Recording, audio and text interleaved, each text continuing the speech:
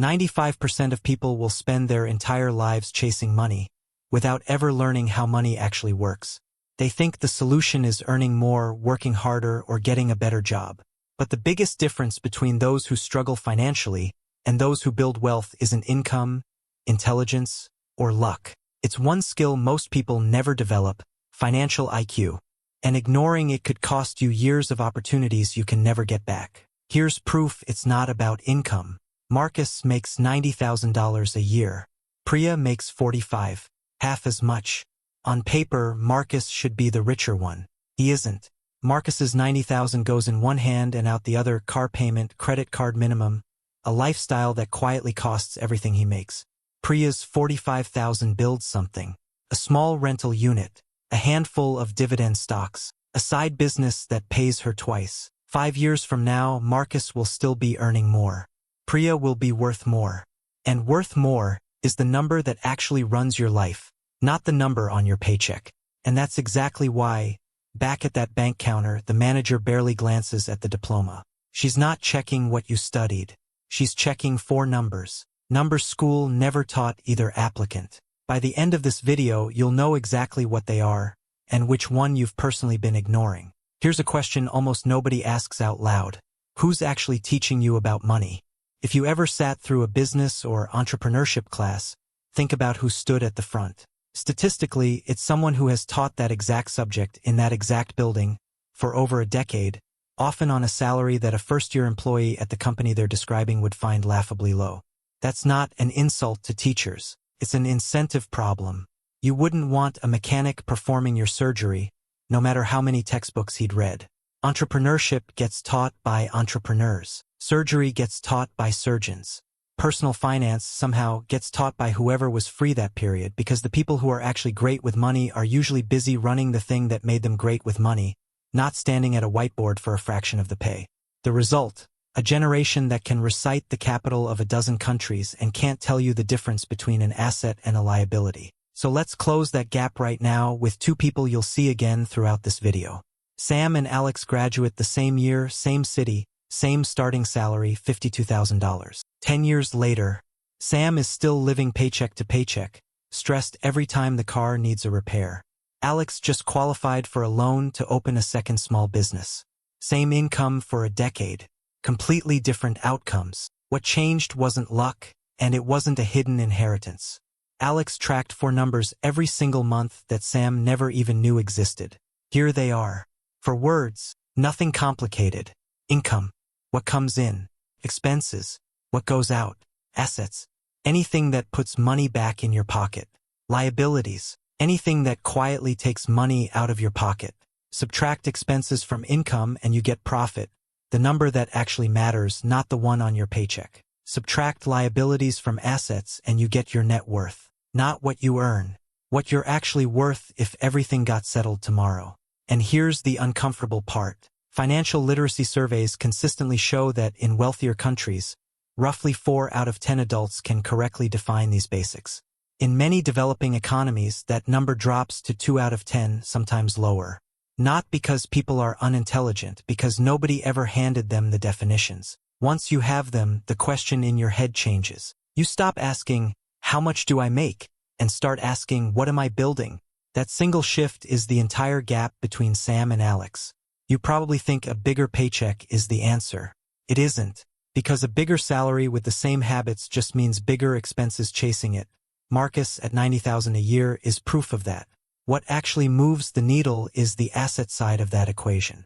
And that's where the 4 billionaires on your screen right now did something almost everyone is scared of. Every major fortune you can name, the car company, the online retailer, the software empire, was built at some point using someone else's money. Not because the founder was broke, because debt used correctly is a multiplier. Here's the math in plain numbers. Say a business returns 30% profit a year. Put in $100,000 of your own cash, you make $30,000. Responsibly borrow enough to put in $1 million, you make $300,000, even after paying the interest on that loan. Same skill, same percentage, 10 times the outcome because of leverage. That's terrifying to hear, because most people's only experience with debt is a maxed out credit card and a stack of bills they can't fully pay down. That fear is valid. Bad debt, Debt for things that lose value the second you buy them is genuinely dangerous. But good debt, debt that funds something producing income, is the exact tool that turns a garage idea into a company employing thousands. The people on that thumbnail didn't avoid debt. They knew the difference between debt that drains you and debt that multiplies you, and they used the second kind on purpose. Meanwhile, the average person's relationship with debt looks a little different. Finance a phone that's worth half as much the moment the box opens. Diversify into 5 completely different ways of losing the same amount of money. Buy the dip, watch it dip again. Buy it a third time out of pure stubbornness. Nobody's bad with money on purpose. Nobody ever drew them the line between debt that builds and debt that buries. So how do you actually start using this? 3 habits. None of them require a finance degree. First, budgeting. A simple split worth knowing, roughly 50% of income toward needs, 30% toward wants, 20% toward savings and investing. On a $52,000 salary like Sam and Alex started with, that's about $800 a month for wants, total. It sounds almost too basic to matter, which is exactly why most people skip it. Here's the test. If a purchase blows past that 30% bucket for the month, it's not a purchase. It's a decision to sacrifice next month's flexibility for this month's impulse. You probably think saving is the finish line. It isn't, because inflation quietly erodes cash sitting in a bank account. At even a modest 4% a year, $10,000 sitting still loses roughly $4,000 of real buying power over a decade. Money that feels safe is often shrinking while you sleep. Which brings us to the second habit. Second, investing. Saved money that never gets invested is money slowly shrinking in real terms. You don't need to pick individual stocks or time the market perfectly. Broad index funds exist specifically so an average person can own a small slice of hundreds of companies at once, without needing to be a genius. Warren Buffett has said, more than once, that you don't need an extraordinary IQ to succeed with money. If anything, an overconfident high IQ can trick someone into overtrading a game that mostly rewards patience. Financial IQ isn't about brilliance. It's about knowing 4 numbers and refusing to abandon a boring plan. Third, debt management. This is the one almost everyone ignores until it's already a problem. A loan taken to build something, a home, a business, an education that clearly raises earning power is a tool. A loan taken because there was no emergency fund and the car broke down is a trap. And every time a loan gets repaid on time, something improves quietly in the background. Your credit score, the exact number that decides how easily the next, bigger loan gets approved. Which brings us back to that bank manager from the very beginning. She was never looking at a degree. She was checking for things. Is your income consistent? Are your expenses growing in a direction that makes sense? Are your assets increasing year over year? And are your liabilities staying manageable compared to what you own?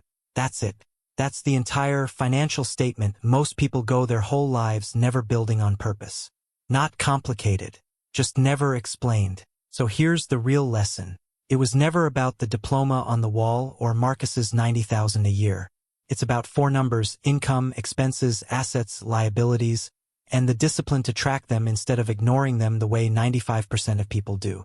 The biggest mistake isn't a lack of intelligence. It's negligence. Assuming it'll figure itself out is a plan. It isn't. Here's one action to take today. Write down your income and expenses for this month and calculate your actual net worth, assets minus liabilities.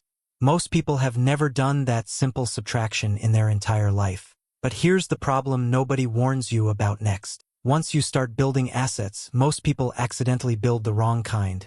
Things that look valuable but quietly drain money instead of producing it. Car feels like an asset. It isn't. A vacation property with no rental income feels like one too. It might not be either. Knowing the difference between something that looks like wealth and something that actually is wealth, that's the next skill. And that's exactly what we're breaking down in the next video.